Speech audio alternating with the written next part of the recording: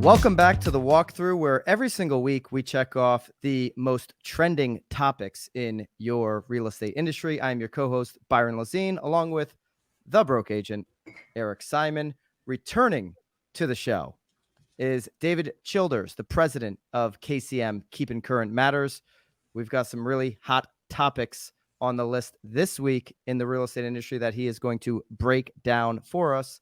And for the first time ever on the walkthrough, we have I'm going to say you're the number one team in Florida, because I don't know of anybody else doing $1 billion in 12 months. They're on pace. DJ and Lindsay team. This is Lindsay De La Sella. They did $1 billion last year. They're on pace to do $1 billion this year. That's 3. I just want to say billion as many times as I can. And that's 3,000 homes plus sold last year. Lindsay, welcome, and thank you for joining us on the walkthrough. Hey guys, what's happening? All right, so Lindsay, the style of the show, because I do think pre-show you mentioned I don't know what the hell I'm doing here. You kind of snuck that in on me. I was a little. I mean, you came to the BAM Bash, you buttered us up pretty good, and I said, you know what? I said, Eric, Lindsay is a fan of BAM. She needs to be on the show. She's brilliant. She comes with the heaters. And then you said, I don't know anything about this show, but you're busy selling 3,000 homes, so I get it. Just a BAM fan. So what we do here is we're gonna go through each one of the 4 topics, and we're just gonna bat it around and get everybody's POV. So we'll start with affordability. It is, and I know, Lindsay, you and I have talked about it. We'll let David tee it up here in a second, but it's one of the most, like when you look at the industry and you look at, okay, what's going to happen to housing? This is something to me that's obvious that some people are going to miss out when we talk about, are they going to ever be able to afford a home? And I know there's a lot of ways you can slice up affordability. So I want to hear it from David, KCM. What's the data showing us? How bad of an issue is affordability, and what do agents need to know about this topic going forward? Yeah. So I think this is a big topic, and we've gotten a lot of cover for the last couple of years in low interest rates, really, in affordability. We've seen prices rise, and now that interest rates have risen and prices have risen, it's eaten into the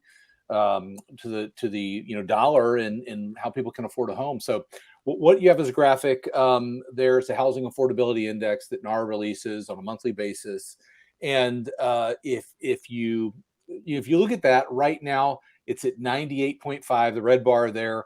During the height of some of the more affordable times in our business, this is going all the way back to the 90s. But if you look at the years after 2008, that reached a level about 197. So here's the way to think about that. 100 is an even affordability number, meaning the average individual can afford 100% of the average mortgage payment in this country. So this is all based on averages, all based on median priced home in this country. And right now, the average individual can afford 98.5% of the average mortgage payment. So you can say homes are unaffordable. They're less affordable than they've been going all the way back to the 90s. Now, the thing that I always like to bring up is it's based on 3 things. It's based on prices, it's based on interest rates, and it's based on wages.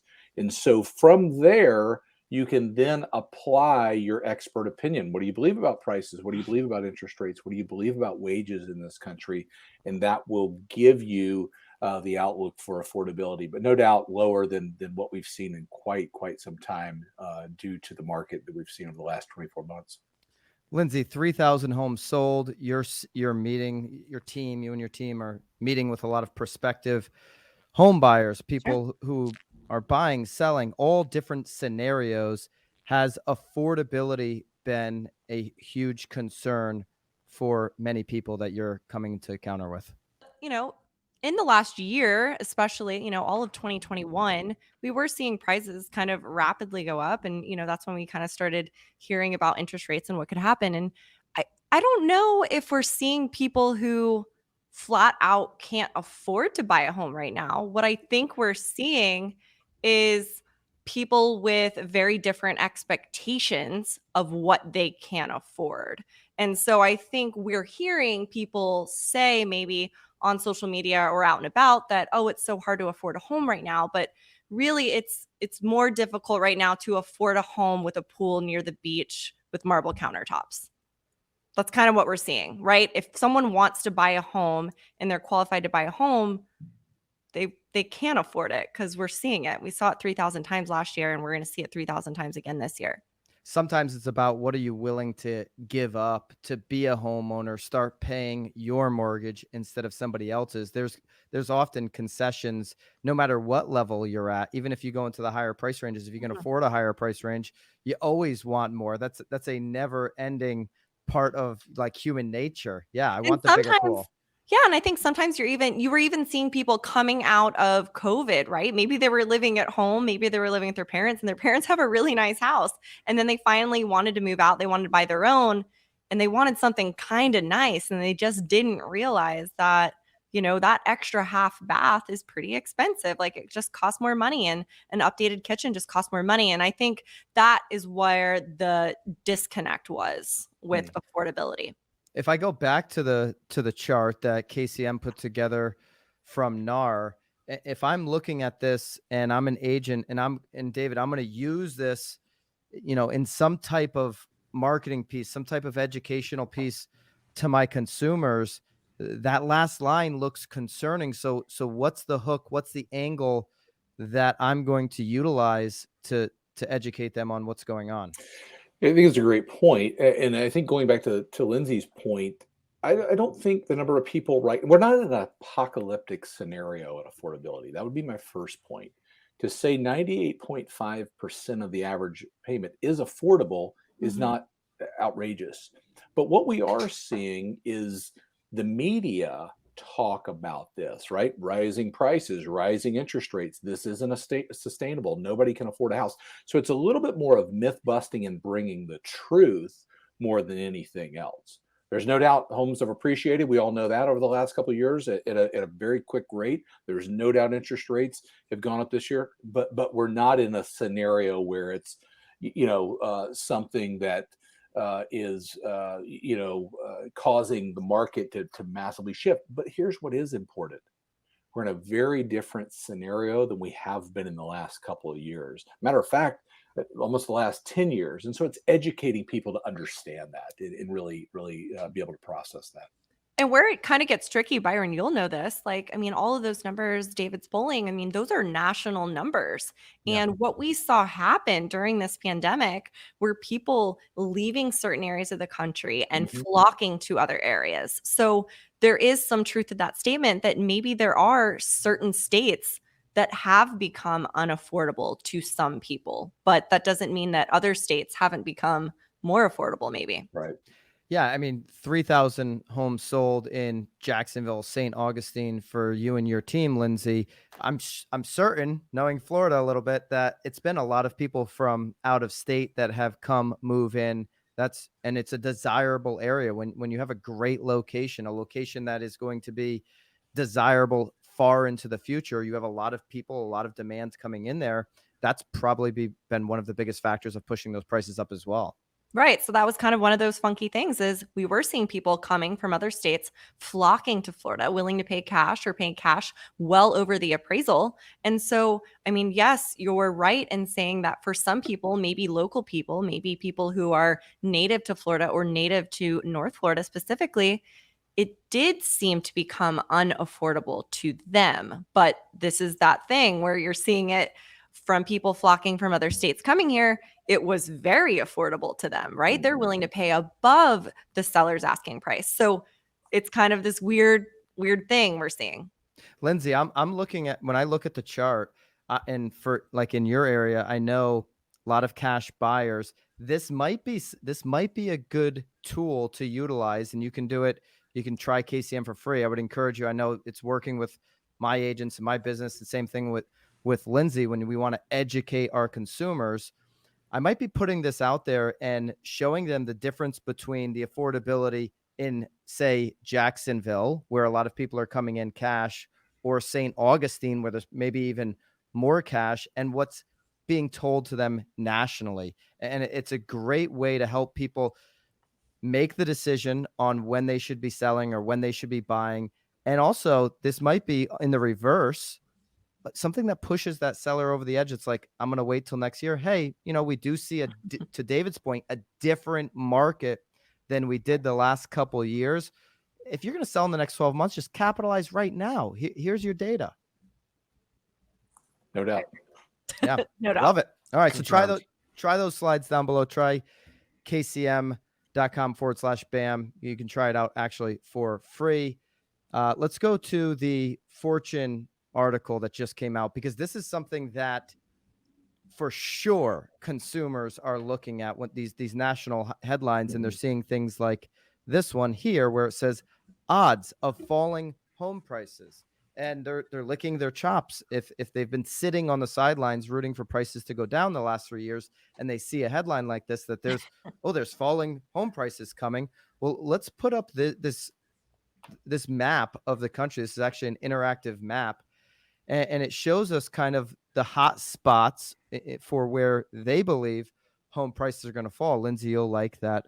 Florida has very little chance, or maybe you won't, because I know you're buying deals yourself, but I don't know if they're deals, but I'm buying buying properties, but very Yeah. little chance for values to drop. It's more out west. California is likely to drop, and then the Northeast, and that was kind of, David, what was being predicted before COVID. Okay, Northeast and California especially were like, prices are going to go down, prices are going to go down.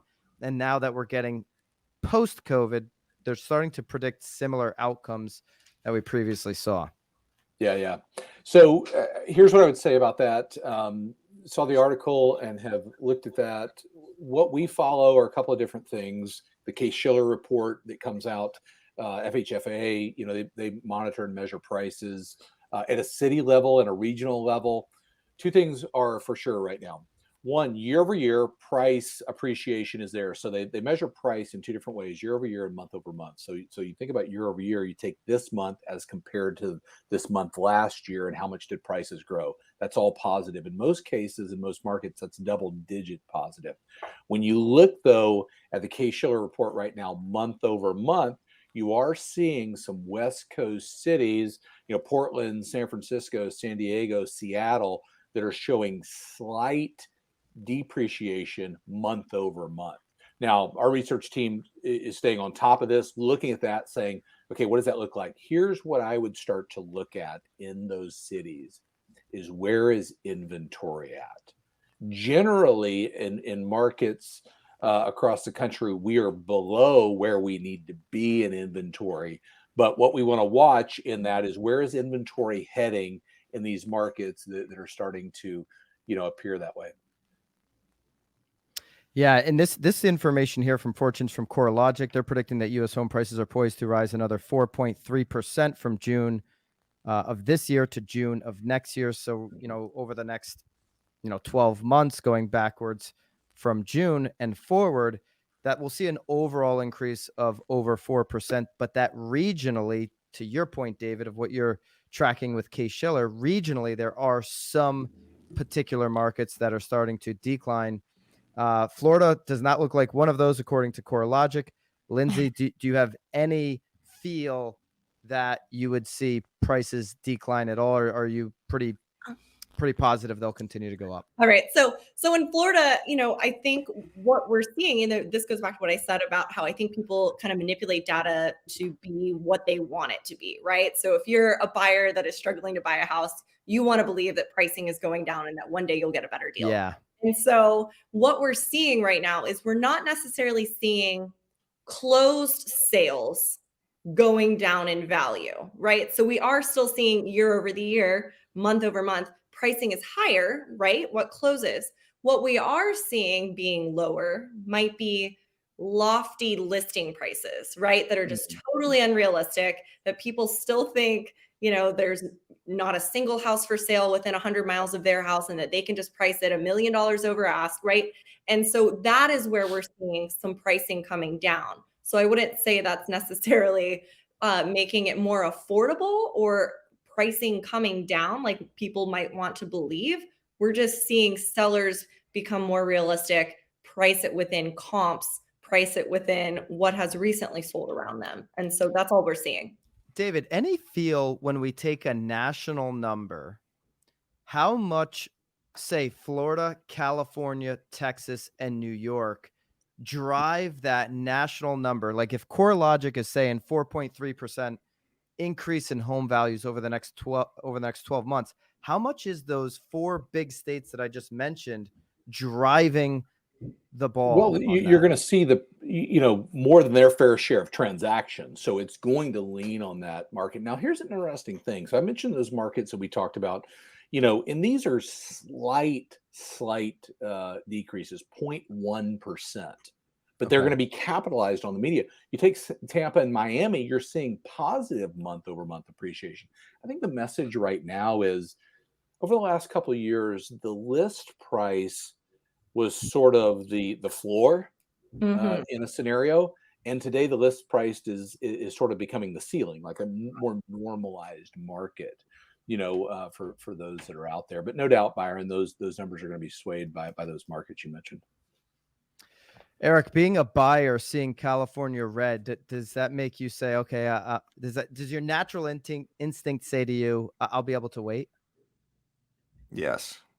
You're going to wait. I mean, I couldn't even get past the paywall on this article, so I don't even know how you guys know this information. So there's a paywall hack that my friend gave me. There is. How did you guys all read this?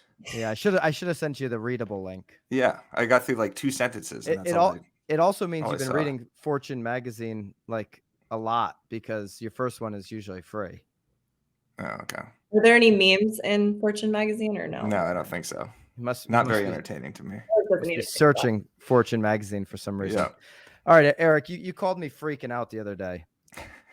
Yesterday, we had a huge announcement. We had the Massive Agent podcast come over to BAM. Okay, Dustin Brome, who he's been an Inman Innovator finalist. He's got hundreds and hundreds of reviews on Apple and Spotify. He's been doing his podcast since 2018.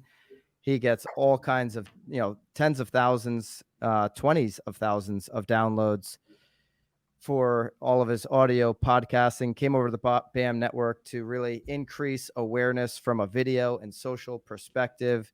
Just one of the most followed podcasts in real estate. And so Eric calls me freaking out when we do his announcement video. And listen, BAM, Lindsay, you went to the BAM Bash. We're a little wild. It's the Barstool Sports of real estate. And so I said, you know what, if we are going to be the Barstool Sports of real estate, we don't have a dress code, but I guess we'll just address these things in real time on content, because this is just good content. So we didn't even call Dustin. The first time he knows about this is going to be when he watches the walkthrough tonight. So put the screenshot up. I want Lindsay and David's reaction. So Eric calls me freaking out and he says, did you see the t-shirt this guy was wearing? What in the world was he thinking wearing that? He's always wearing a Massive Agent podcast t-shirt. Then all of a sudden on the announcement video, all right, take it down before we get canceled, Bobby. Immediately. That could only be up for 3 seconds. Was it an alligator? Is it an alligator? No, put it back up. Put it back up. It is not an alligator. Yeah. I know you see a lot of alligators, Lindsay, but this is not an alligator. This seems is to be some sort of weapon, basically. Yeah. And so, all right, take it back down. There you go. So BAM does not have a dress code, nor would I ever want one imposed on me. I remember when I was in high school, I had one of my times I got asked to leave. I had a little fish on my shirt, and the fish was holding a beer, and I got thrown out that day. And I'll never forget that. I'll never forget that teacher, Mrs. K. And so, David, Lindsay, what would be your thoughts on something like this? Eric thought we were going to get canceled immediately. Look at even the dogs riled up at Eric's house. So Eric was like, "We're going to get canceled. It's all over." No. I didn't. Can I ask a question about it? Can I ask a question? Yeah. Has anybody said anything? So this is what triggered it. I reviewed the footage, and it's an incredible announcement. He's so gracious about BAM. We're so excited to have him aboard. We are so excited to have him aboard. And I've watched this thing like 5 or 6 times because there was multiple clips. And then I just saw a comment that said, nice shirt. didn't even realize it was there, and then looked up and I just see the gun right there. And I don't care, but I was like, some people are going to see this and be like, how is this announcement being made in this shirt? Like, out of all the times, this guy wears a Massive Agent shirt, like I wear a Broke Agent shirt 99% of the time. And then in the one combined reel, the collaborative reel, he has that right below where the text is. And a lot of people didn't recognize it, but I showed it to a few people and they're like, yeah, I don't know about that. But I mean, it's fine. Well, I think it's an insane decision in the sense of like the first announcement video. Right. I mean, maybe you put it on a pod, but I don't think he thought like, I'm going to wear this shirt for this announcement. I think it was just a shirt he was wearing. I think it was a shirt he was wearing that day. Sure. I actually, listen, we definitely want everybody to have their open opinions on BAM. So we're not constricting opinions either. Lindsay, what's your take on this? I think maybe he wore it on purpose, and he's like, my followers, my listeners are gonna support me, and I don't know. I don't think you accidentally wear a shirt when you usually wear a different shirt. But hey, what if one of your agents was wearing that on a listing appointment? What would your advice be there? Oh man. And this wasn't a listing appointment, but if it was a listing appointment, we generally just frown upon all graphic tees. So kind of that's not business casual. You guys are more collar up. Yeah. I don't know. DJ's got a lot of style. He really pulls off the tee He does well. not deal with customers. Yeah. He's not consumer facing. David, final thoughts. You want us to get you one of those tees, David? Yeah. So when do we get the Broke Agent tees? That's what I want to know. That's what we'll get you. We'll send you those. We'll get you the BAM tee. In the comments, do you want some BAM merch to come out? Are you waiting for the BAM merch? I can answer that. Yes, we do. Hit the thumbs up if you're looking for that. Here's the thing. I mean, I listen, I'm not a fan of dress codes, like you said. I also try to not wear something that's distracting. I think both are true, So yeah, but both can be true. I've been reviewing the comments all day. Haven't seen any other comments about it. Maybe there was two. I think one said nice shirt and another one just like addressed the shirt. So I think we're out of the water. Of course, we're bringing more attention to it right now. So everyone's going to go watch that. Now we're not out of the water. So we really just kind of spun ourselves into hell right here. But regardless, we're super excited to have Massive Agent on. We're just, that's talking awesome. about things here. Yeah, congratulations. That's awesome. We're very excited to have him. I had to stop Eric from deleting your entire presence off that the is BAM not network. true. Dustin, Do not act like I was going insane. All I did as the chief of content, the moderator, I just wanted to address it and see like, hey, what should we do about this, right? And we didn't do anything besides talk about it. So I think decision correct. Except throw you completely under the bus, Dustin. Welcome to BAM. Exactly. All right. Eric's favorite content creator has become Instagram's CEO. Eric, what has he told us now? Do you follow this guy, Adam Masiri? No, every time you send me one of his videos, I go, it's something bad. You're crazy. What's that, Lindsay? Just follow him. I know. He basically, this is the head of CEO, the Grim Reaper of engagement, I call him, because every time he pops up, he has horrible news for us. And a couple of weeks ago, he made a video where he kind of walked back a bunch of changes Instagram was making. Instagram said that they were going to have a full feed for everybody, kind of like TikTok, basically making pictures obsolete. And then like Kylie Jenner tweeted something and then he walked it back. And then he said, we're going to turn down recommendations by about 20-30% because in your feed, you start to notice that all you're seeing is people that you don't follow. He reversed that decision. Yesterday came out with another video and said they're going to ramp up recommendations and that our feed is going to be the majority recommendations very soon. So what does this mean for creators? This is better for smaller creators and people who create original content, people who would use a KCM graphic, people who would use content that is more recommended towards a national audience, which I think is really important. So it's really good tactically to make content to your specific market, like Jacksonville market, but you also have to make content that appeals to a national audience. Otherwise, you're not going to get recommended to other people and people aren't going to follow you from other states, from other, cities. So this is going to be happening very soon. And this is kind of the new wave of social. On YouTube, it's all recommendations. On TikTok, it's all recommendations. Instagram, Facebook might be like this soon also. So I think it's really important. Suggested posts. Exactly. And you can turn that off. So you can actually toggle from following to your suggested, basically. So you can have different timelines if you want, but it's just important to think about your content. Like, I want to reach the largest amount of people, be very tactical with your captions, have hashtags. He said to use hashtags in this, which we've been telling people not to use hashtags. Now he says use 2 to 3 hashtags in every post to help with that recommendation feature. That's interesting. Good stuff to know here. I've been off the hashtag for a while because I saw it working without using hashtags. But to me, this is Instagram waving the white flag officially to TikTok, because now with this move, they are everything TikTok is. DJ and Lindsay, if you guys aren't following them by now, you should be, because they're putting out great content. They're doing what you just said, Eric, putting out the local content, being the only real estate sponsor of the Jags. They got all this hyper local content around that, amongst other things, and then doing just fun stuff with their agents like that. I love the car series you guys did, Lindsay. Oh, thanks. The agents loved it too. People like, they like stuff other than just real estate. I think people want to follow, an individual or a person or, something rather than an industry necessarily. The car stuff is so, like, it can go so wide, like anybody. TikTok where he's like dancing while he's doing these statistics, or no? Do we want dancing From David? No. What I would pay to see David doing something like that. We don't want that. What we want is anyone who right now is watching this, and leave a comment if this is you. You're like, they're talking video and I'm not putting any video out there. I too busy with my business.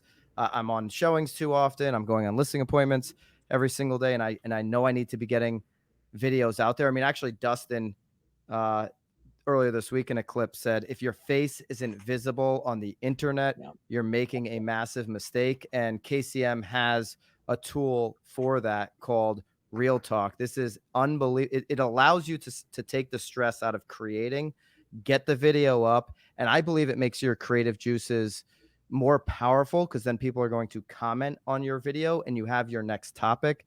And they can try that, I believe, through the same link or navigate over there, right, David? They can try it for free, and it does give you the tools and the resources to go shoot a quick video. And just on this call, shout out to Lindsay. Go follow her. She's using that tool and creating great videos. Really, really cool. Easy. Yeah, Lindsay is doing a great job. Lindsay, by the way, before we wrap this up, but any jealousy out of DJ for me inviting you on the walkthrough before DJ on the walkthrough? What did he say to you? Where's my invite? Did you tell him you were coming on? He was actually in the Jacksonville office and he had called and he's like, hey, what are you doing? I was like, oh, I'm getting ready for, the walkthrough. And he's like, wait, what? And I'm like, sorry, I gotta go. So I'm sure I'll talk to him about, later. Tell DJ if he wins the next golf match, then maybe there'll be a spot on the walkthrough for him. Gosh, I think he's playing tomorrow. I saw a couple emails fly through with golf reservations. So all right, I love and in all fairness, DJ got me pretty bad the time before last. So really appreciate you guys coming on. Make sure you try the KCM for free. Link below. That's trykcm.com/BAM BAM. Eric, great job. One of your best performances. What do you guys think? David, scale of 1 to 10 for Eric on this show. I'll give him an 11. I really 11. Thank you, Lindsay. He didn't really say much, right? Lindsay's a straight shooter now, Eric. So don't get offended. I told you, the first 70% of the show when you're talking, I couldn't read the article, the first one. You guys were talking market updates. I'm a social media person. I'm bringing you updates, what's going on with Instagram, Facebook, TikTok, Twitter. That's my specialty. I know when to sit it out as a content creator, and then I'll come in with a jab every now and then. But sometimes Byron, as a host, doesn't really give me too many opportunities. Well, he's like, I'm Joe Torre and you're Mariano Rivera. I know when to bring you. You close it down. You shut it down at the end. Exactly. He'll start playing the trumpet for me, like the Diaz on the Mets, pretty soon. If you guys do like a Halloween version of this, Eric should be dressed up like as the Grim Reaper with like an or a mime, because I won't say anything. I think you just gave me an idea. So. Exactly. By the way, we have to do a Halloween show, Byron. I know. I knew you were gonna like that idea. The minute it came out of Lindsay's mouth, I said, "Oh, I'm getting roped into this." I mean, it's a great thumbnail. It's great content. I know you're Mr. Anti-Fun, no jokes, all serious stats, Mr. Analyst guy. But how barstooly are we going? Like, are there going to be like BAM underwear, or like where are you guys taking us? That's not a bad idea. I like that actually. Yeah. We should launch a BAM beachwear, BAM underwear immediately. Honestly, we left. I'm trying to think. I left the next morning. Our flight was really early. A lot of girls funneling out of the Omni at about 4 I'm sure. in the morning, still in the same clothes. So What yeah. happens at real estate conferences doesn't really stay at real estate conferences, actually. Lindsay, contact. I didn't want them to think I was judging. Right. what did Noah say about the BAM Bash? He had a comment about how many women were at the BAM Bash. I know. He's like, I'm going to tell everyone I'm 21. And I'm like, yeah, you're 16. This is like highly illegal. Please don't. No, Noah was not there all night for anybody wondering. All right, have a great weekend. Have a great Labor Day. That's how we're ending it. Before we get canceled for sure. I hope everybody has a great Labor Day weekend. Go try KCM. Appreciate everybody. Thanks for coming on.